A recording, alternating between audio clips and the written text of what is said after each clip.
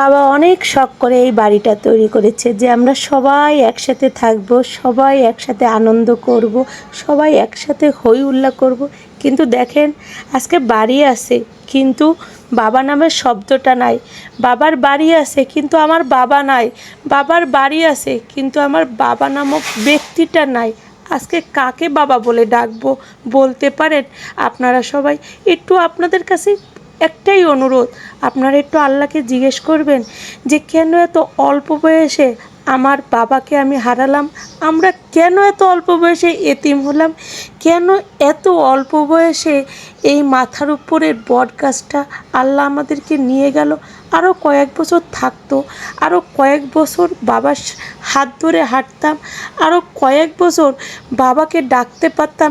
এই যে বাবা যে আর ডাকতে পারবো না, এটার মতো বেদনাদায়ক কথা আর মনে হয় কোনো মেয়ের জীবনে হয় না। আজ সব আছে তারপরেও বুকের ভিতর ফাঁকা, এজন্য অন্যরকম একটা অনুভূতি যা বলে কাউকে বোঝানো যাবে না। কেন আব্বু, আপনি কি জানতেন না আমরা 4 বোন আপনাকে ছাড়া অসহায়?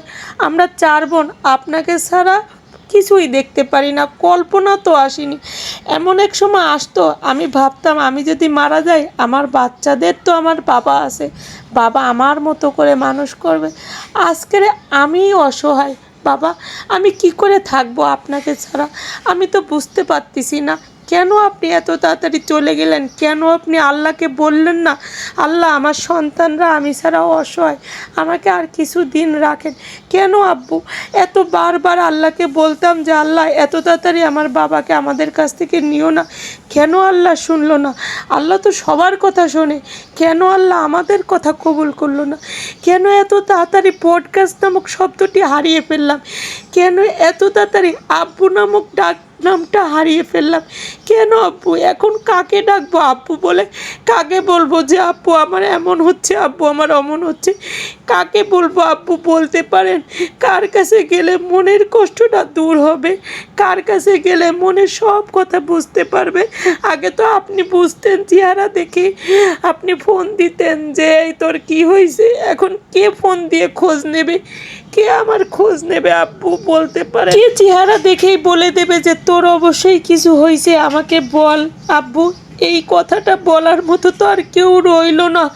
দুঃখের সাগরে ভাসিয়ে দিয়ে চলে গেলেন আব্বু।